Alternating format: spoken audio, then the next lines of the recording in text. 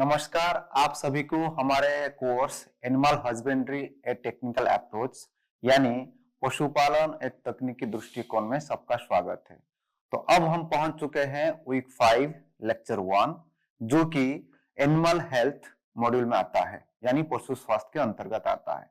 तो जिस टॉपिक पे हम चर्चा करने वाले हैं वो है introduction to animal health and diseases यानी पशु स्वास्थ्य एवं रोग परिचय। तो मैं डॉक्टर दयानिधि जना, assistant professor, faculty of veterinary and animal sciences, institute of agricultural sciences, Banaras Hindu university, आपको पुनः स्वागत करता हूं इस विषय में चर्चा के लिए। तो चलिए हम इसके बारे में जो डिस्कशन करेंगे, जो चर्चा करेंगे, उसको कुछ पार्ट्स में हम डिवाइड किए हैं। जैसे कि ये रोग क्या होता है, ठीक है, बीमारी क्या होता है, नॉर्मल जो हेल्दी जो स्वस्थ जो जानवर होते हैं वो क्या होते हैं और ये क्यों महत्वपूर्ण है। कोई जानवर हो या इंसान हो, स्वस्थ रहना कितना जरूरी है और अगर बीमार होता है तो उसका क्या मतलब नुकसान होता है, चाहे वो आर्थिक स्थिति में हो या फिर चाहे फूड एनिमल जैसे होते हैं, जैसे चिकन हो गए, जैसे मटन मतलब हो गए, तो उनमें जैसे हम मीट खाते हैं या चिकन खाते हैं तो उसमें हमारा क्या नुकसान होने वाला है, उसके ऊपर थोड़ा चर्चा करेंगे। और क्या क्या बीमारी सारे हैं, तो बीमार के एनिमल डिजीज का वर्गीकरण करेंगे और कौन सा लक्षण देख के हम बता सकते हैं कि हाँ ये जानवर स्वस्थ है या बीमार है। उसके उपरांत कि इसके विषय का क्या निष्कर्ष हम निकालेंगे उसके बारे में भी थोड़ा चर्चा करेंगे। तो स्वस्थ कौन है, मतलब जो बहुत सारे अभी आप देख चुके होंगे, अभी रील का जमाना है, बहुत सारे कुछ सोशल मीडिया में कुछ दिखता है लेकिन अंदर कुछ और होता है, रील एंड रियल लाइफ में जैसे हम कहते हैं। तो उसी हिसाब से जो जानवर हो या इंसान हो, जो खाली आंख में दिखता है कि हाँ ये चल फिर रहा है तो सुस्त है, वैसा जरूरी नहीं होता है। तो हम किसको हम स्वस्थ कहते हैं, ये कि हाँ ये हेल्दी एनिमल है या हेल्दी ह्यूमन बीइंग है। तो नॉर्मली क्या होता है, 3 श्रेणी में आता है कि complete state health is a complete state of physical, mental and social wellbeing. ये तीनों में 3 कैटेगरी में आना बहुत जरूरी है। कि बोल देंगे कि हाँ ये चल फिर रहा है, थोड़ा तंदुरुस्त दिख रहा है, कि हाँ ये स्वस्थ होगा, ये जरूरी नहीं है। हो सकता है जो आपके सामने वो हंस रहा होगा, वो अंदर जाके घर में छुप कर ऐसे रो रहा होगा। तो ऐसे होता है कि दिखने में जो होता है, हाथी का खाने का दांत अलग है, दिखाने का दांत जैसे अलग होता है। तो जो कोई भी स्वस्थ दिखता है, जरूर नहीं कि अंदर से वो स्वस्थ भी हो। तो बहुत बार जैसे हम पढ़ाई के टाइम जैसे कि पोस्टमार्टम किए थे, जो एनिमल ऊपर से बहुत स्वस्थ दिख रहा है, पूरा हेल्दी दिख रहा है, लेकिन जब हम उसका कार्कास को जैसे ओपन करेंगे, जैसे काट के ओपन करेंगे पोस्टमार्टम टाइम, देखेंगे उसमें फेफड़े में गड़बड़ी था या कलेजे में गड़बड़ था। तो इसीलिए हम कहते हैं कि हाँ ये जानवर जो है अपरेंटली हेल्दी, मतलब हाँ स्वस्थ दिख, मतलब थोड़ा हेल्दी दिख रहा है, लेकिन जरूर नहीं है कि वो कंप्लीटली हेल्दी है। इसीलिए जो हेल्दी होने के लिए जो 3 पैरामीटर बहुत जरूरी है वो है फिजिकली हेल्दी होना चाहिए, मेंटली हेल्दी होना चाहिए और सोशल वेलबींग में होना चाहिए। ठीक है, तो फिजिकल वेलबींग मतलब क्या होता है, जो हम बाहर से देख के बता सकते हैं, जैसे normal bodily function and absence of any injury. जो बाहर से देख के हाँ स्वस्थ है और उसमें कोई घाव इंजुरी कुछ नहीं, जैसे कुछ ना पैर टूटा है, हाथ टूटा है, जैसे कुछ नहीं हो, तो उसको हो गया फिजिकल फॉर्म में वो स्वस्थ है। उसके बाद होता है मेंटल वेलबींग। अभी आजकल हम बोलते हैं कि जैसे कि जो भी पागल खाने में जो होते हैं, उन तो देखने में तो ठीक ठाक होते हैं कुछ लोग, लेकिन वो पागल खाने में फिर भी रहते हैं, क्योंकि उनका जो मेंटल वेलबींग जो है, दिमाग की तरह पे वो स्वस्थ नहीं है। तो जानवर में भी सेम है कि जैसे कि मान लो मैं बोलूंगा कि रेबीज है, रेबीज वायरस, ठीक है, तो रेबीज वायरस में क्या होता है, जो पूरा दिमाग तो थोड़ा खराब होता है, क्योंकि जाके वहां ऑर्गेनिज्म ग्रो करता है, तो उस हिसाब से जो देखेगा ठीक है, लेकिन अंदर वायरस है, तो दिमाग की तरह से वो ठीक होना चाहिए, कोई मेंटल डिस्टर्बेंस नहीं होना चाहिए। तीसरा जो है सोशल वेलबींग। सोशल वेलबींग हम इंसान में क्या बोलते हैं, सबके साथ किस हिसाब से वो पेश आता है, मतलब बर्ताव कैसा है उसका। ऐसे नहीं कि जा रहा है कोई किसी को काट रहा है तो वो पागल का हम कहते हैं, ठीक है। तो जानवर की तरह जैसे बाकी जानवर के साथ कैसे रह रहा है, ठीक है, और उसके साथ जो ट्रीटमेंट होता है, मान लीजिए हम कोई जानवर रखे हैं, उसको हमेशा पीट रहे हैं, ठीक है, टॉर्चर कर रहे हैं, तो वो सोशल वेलबींग के अंदर नहीं आता है। तो इसीलिए ये 3 फॉर्म बहुत जरूरी है होना। फिजिकल वेलबींग होना चाहिए, मेंटल वेलबींग होना चाहिए और सोशल वेलबींग भी होना चाहिए, तब भी जाके हम कह सकते हैं कि हाँ ये हेल्दी है जानवर। तो ये तो हेल्थ का डेफिनेशन हो गया, physical, mental and social wellbeing. तो हम जानते हैं कि बीमारी क्या होता है, व्हाट इज ए डिजीज। ठीक है, नॉर्मली हम लेमन टर्म में क्या कहते हैं, anything deviated from the normal is abnormal.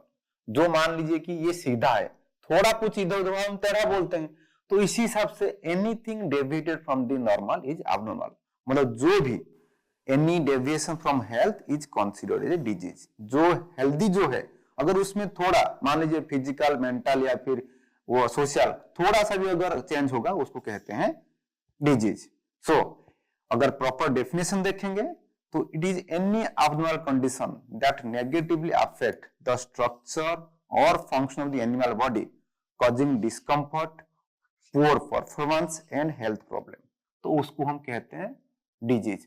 Performance मतलब मान लीजिए किसी का जानवर का जैसे कि पैर टूट गया है, ठीक है, वो रिकमेंड हो जाएगा, मतलब पड़ा रहेगा ऐसे, तो टूटा तो टांग है, लेकिन जिसकी वजह से वो चल फिर नहीं पाएगा, खाना ढंग से नहीं खा पाएगा, तो उसके चलते क्या होगा कि उसका हेल्थ भी डाउन होगा। सो हम कहते हैं one thing will lead to another, एक चीज खराब हुआ तो उसके साथ साथ और 2-3 चीज वो खराब करेगा। तो वो परफॉर्मेंस हो गया या प्रोडक्शन। प्रोडक्शन मतलब मान लीजिए कोई मिल्क एनिमल है, जैसे दूध प्रोडक्शन उत्पादन करता है, जैसे कोई गाय जैसे हो गया मान लो, तो वो जैसे बीमार पड़ गया काफी दिन तक, तो उसके हिसाब से उसका दूध जो जितना मान लीजिए 15 लीटर देती होगी, तो धीरे धीरे कम के 10 लीटर आ गया।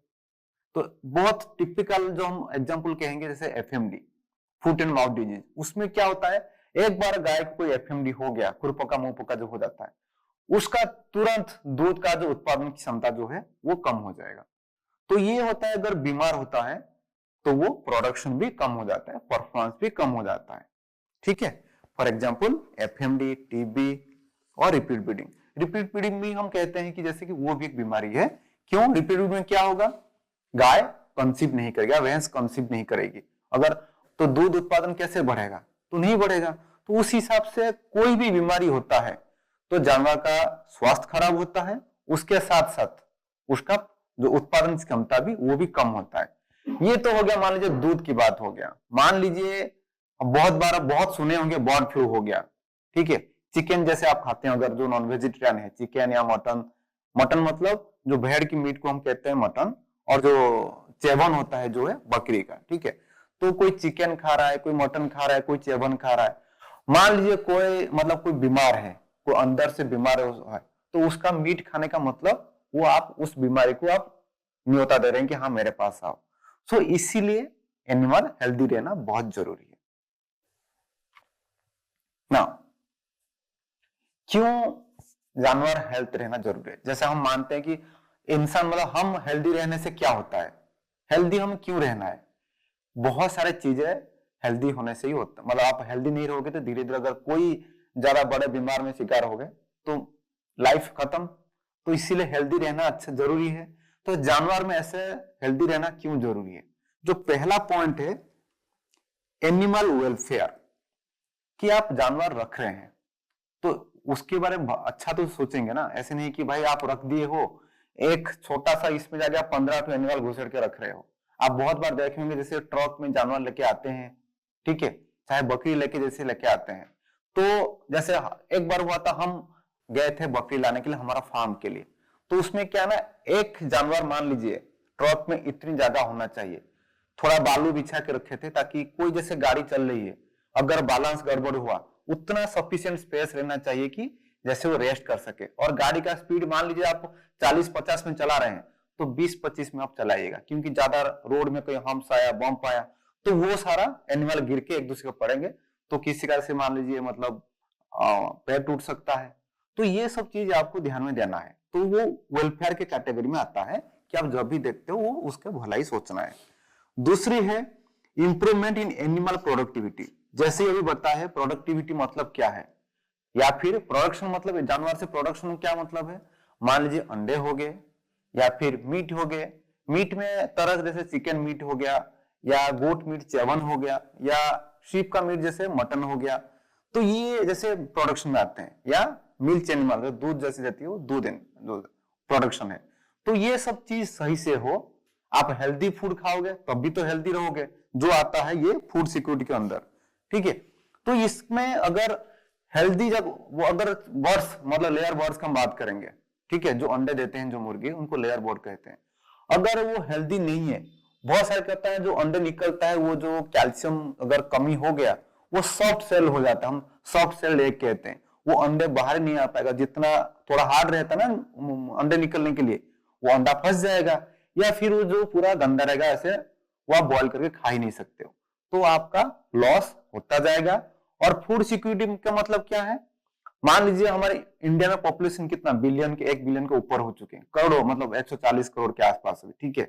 अब इतनी आबादी है, उनका तो भाई रख रखाव खाना पीना भी बहुत जरूरी है, चावल दाल खा के तो सब कोई बच नहीं सकते हैं। मान लीजिए मुझे चिकन खाना है या मटन खाना है, तो मेरे पास वो अवेलेबल होना चाहिए, उसको कहते हैं क्लीन एंड हाइजीन मीट, मतलब जो मीट हो वो अच्छा से होना चाहिए। या फिर आप वेजिटेरियन हो, पनीर खा रहे हो, वो पनीर सही होना चाहिए।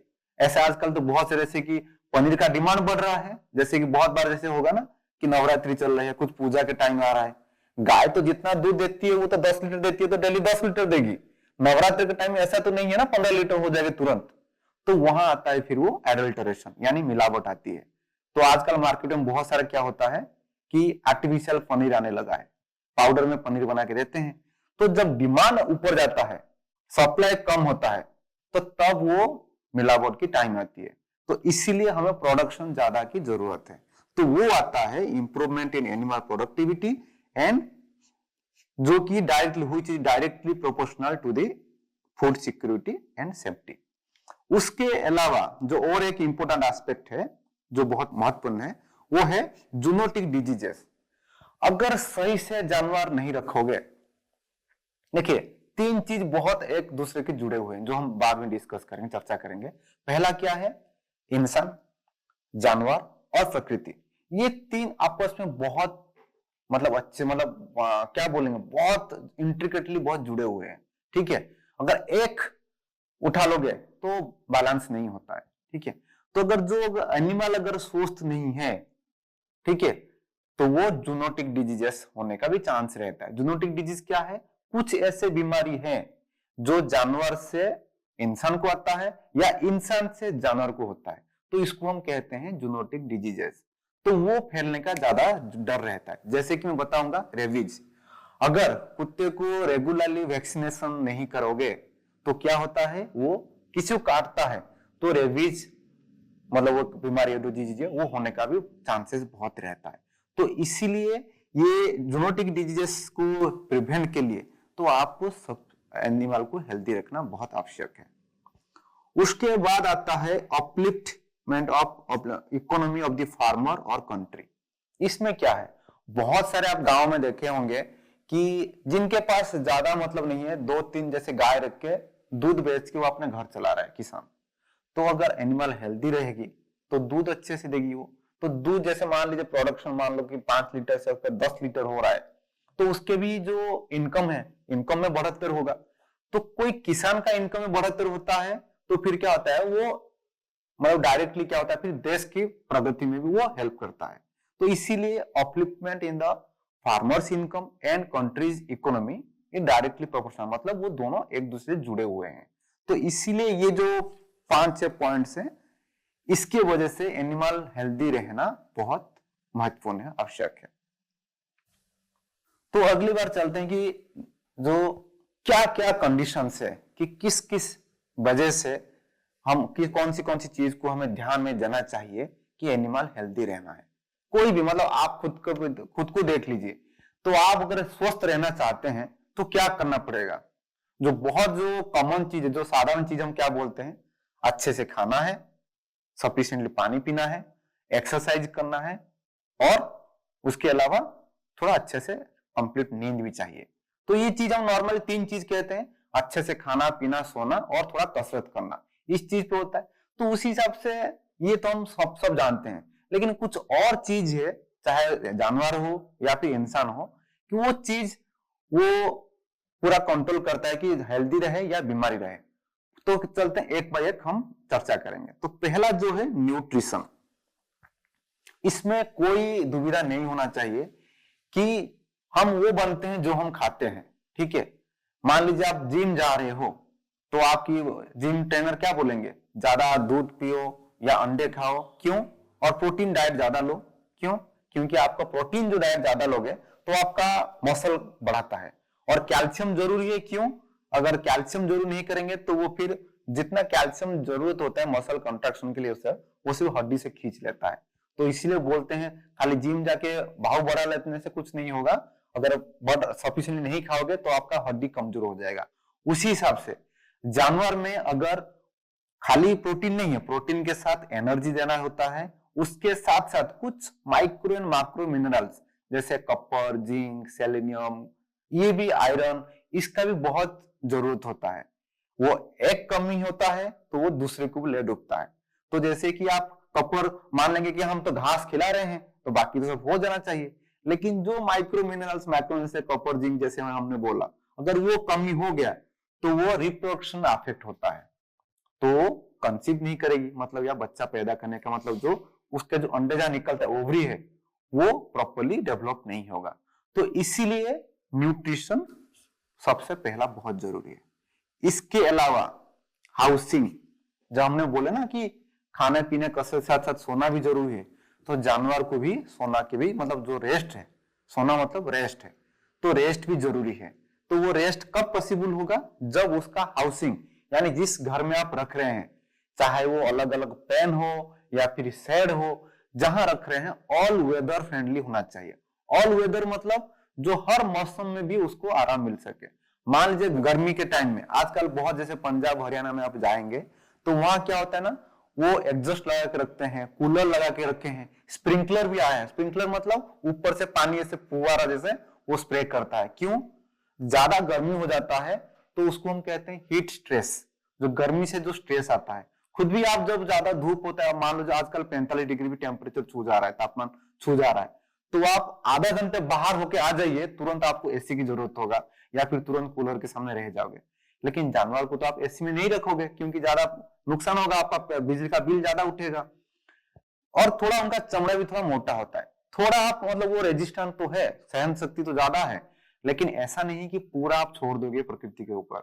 तो इसीलिए स्प्रिंकलर आ गया आजकल, कूलर आ गया, तो उन सबको आपको ध्यान में देना चाहिए कि जो हाउसिंग कर रहे हैं वो ऑल वेदर होना चाहिए। मान लो कि छेद है जैसे छत पे, तो बरसात के टाइम पानी गिर रहा है तो उस टाइम उसको और बीमार पकड़ लेगा। तो वो सब चीज को भी आपको ध्यान में रखना होगा जब आप हाउसिंग की बात करते हैं। तीसरी बात है कि सैनिटेशन या हाइजीन, ये तो सबको पता है। और कोरोना के टाइम में सबको ही देखो, एक चीज बहुत बढ़ गया था, बिक्री जो ज्यादा हो रहा था, क्या हो रहा था, एक मास्क और एक सैनिटाइजर। जो भी कहीं बाहर जा रहा है, जो भी मतलब नॉर्मली कुछ मिला जो खा लेते होंगे, वो हर चीज में पूरा सैनिटेशन पूरा अल्कोहल प्लस पैक कर रहे हैं। तो वो क्यों, वो हाइजीन या सैनिटेशन की जरूरत है। तो सेम चीज जैसे कि एनिमल में क्या रखना होगा कि जहां आप रख रहे हैं वो गोबर है, वही जानवर जैसे कि पेशाब कर रहा है कि वही जमा होकर रह रहा है, तो ज्यादा जमा होकर रहेगा तो क्या होगा, मच्छर पैदा होंगे ज्यादा। तो फिर मच्छर गाय को या भैंस को काटेंगे, फिर आपको आपसे भी खून लेंगे, तो कुछ ऐसा बीमारी होगा, फिर एक दूसरे से फिर वो फैलेगा, जो हम कहते हैं जूनोटिक डिजीजेस। तो वो सबसे बचने के लिए बेस्ट तरीका है आपको साफ सफाई रखिए, जैसे कोई कहीं पानी या गोबर की ज्यादा जमा ना हो, जैसे क्या होता है ना मच्छर अंडा देते हैं, वो सबको भी आपको ध्यान में रखना होगा।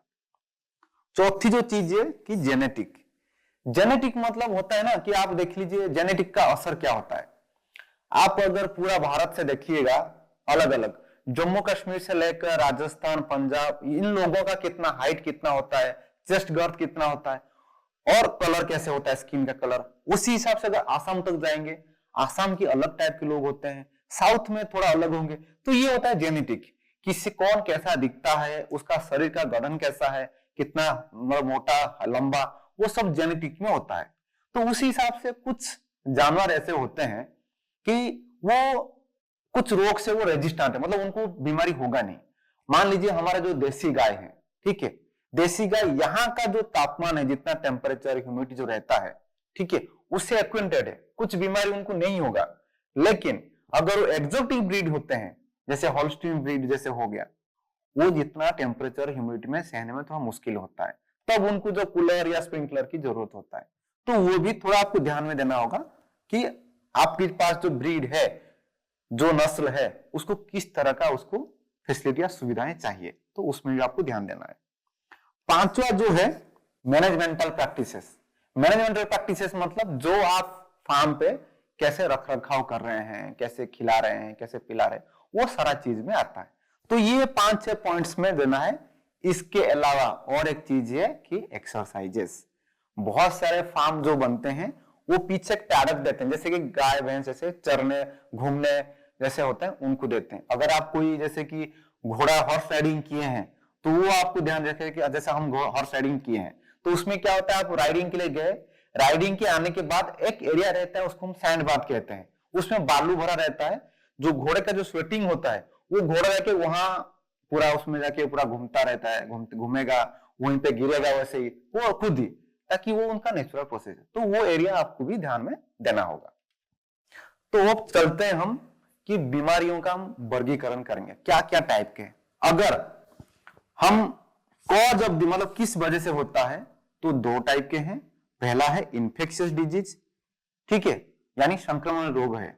तो उसमें क्या है, जो कि कोई भी जैसे इन्फेक्शियस एजेंट जैसे होता है बैक्टीरिया, वायरस या फंगाई, इससे होता है, ठीक है, हम उसको कहते हैं कि इन्फेक्शियस डिजीजेस।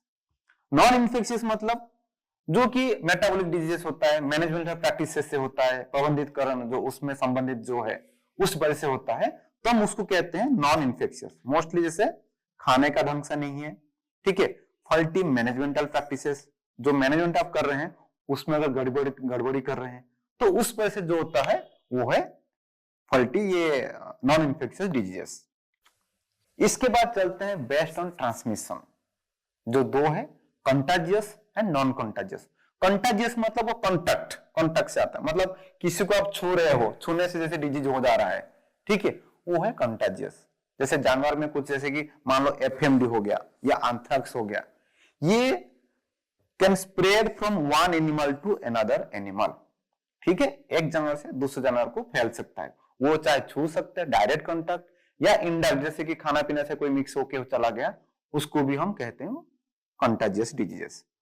नॉन कंटाजियस मतलब जैसे किसी एक को हुआ दूसरे को नहीं जा रहा है, वो नॉन कंटाजियस। जैसे मान लीजिए मिल्क फीवर, ठीक है, मिल्क फीवर जैसे हो गया, तो ज्यादा दूध देते हैं, जैसे कि होता है ना कि भाई कैल्शियम कम हो गया तो मिल्क फीवर हो गया, तो वो बस जिस जानवर से ज्यादा जाता है उसी जानवर के पास वो लिमिटेड रहता है, वहीं पे रुकता है, दूसरे को फैलता नहीं है, तो हम उसको कहते हैं नॉन कंटाजियस।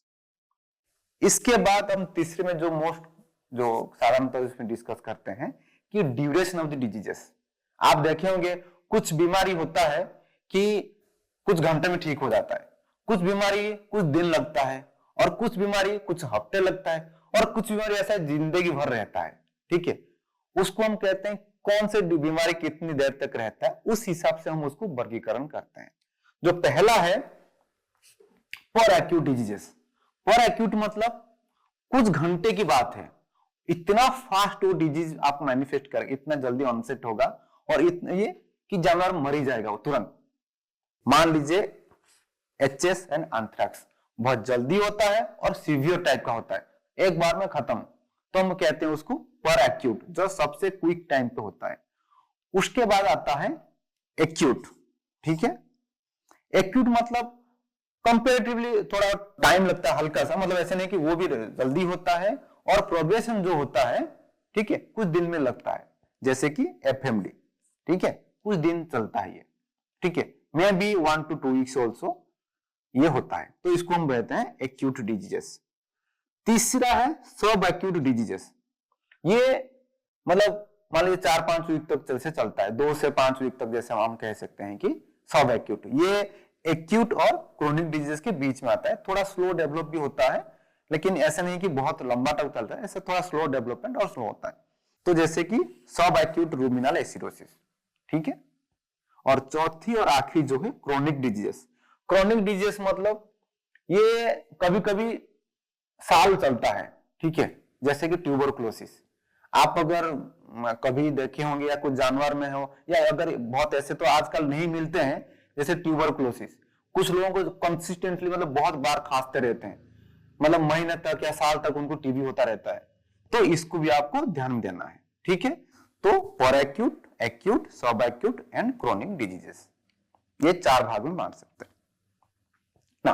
अब चलते हैं कि साइंस ऑफ हेल्दी एनिमल्स, तो कौन से मतलब कैसे देख के हम जान सकते हैं कि वो हेल्दी है।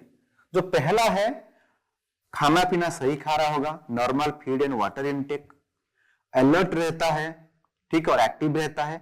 और जो स्किन कोट है, हम कुछ कुछ जानवरों को देख के बोल देंगे कि हाँ ये हेल्दी है, उसका स्किन कोट भी सही होना है, और आंखें और मजल जो है वेट रहना है। जैसे कि मजल देख के हम बता सकते हैं कि हाँ ये जानवर बीमार है कि नहीं। जैसे किस जानवर में टेम्परेचर ज्यादा हो जाता है तो ये मजल है वो ड्राई हो जाता है, अगर वो जैसे वाटर ड्रॉपलेट्स होता है कि हाँ ये एक इंडिकेट करता है ये जानवर हेल्दी है। इसके अलावा नॉर्मल चाल भी रहना है, ठीक है। उसका जो सारा वाइटल पैरामीटर्स, ठीक है, वाइटल पैरामीटर्स हम बोलते हैं टेम्परेचर, रेस्पिरेशन, पल्स। कोई भी आप जैसे जाते हैं हॉस्पिटल तो आपका टेम्परेचर लेते हैं, ठीक है, या कितना हार्ट बीट आजकल हो रहा है वो बीपी चेक करते हैं। तो इसमें कोई भी जानवर से कोई हॉस्पिटल आता है तो 3 चीज देखते हैं। पहला जो है टेम्परेचर, रेस्पिरेशन, पल्स, उसके अलावा हम म्यूकस मेम्ब्रेन भी जांच करते हैं, और यूरिनेशन डिफिकेशन नॉर्मल हो, रिप्रोडक्टिव हेल्थ भी नॉर्मल हो, और सारा जो एनिमल का जो बाकी जो चीज है वो सब नॉर्मल कैटेगरी में था, तभी हम हेल्दी कह सकते हैं। तो उस हिसाब से अनहेल्दी या डिजीज का एनिमल क्या है, उसके अलावा जो होता है, मान लीजिए ये 3 फिजिकल हो सकता है साइंस, या बिहेवियरल साइंस, या reproductive science.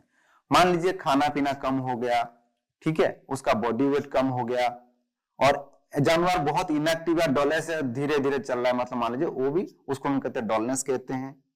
Temperature, pulse, respiration normal से जैसे कि डेविएट हो, ठीक है, उसको वो भी हो।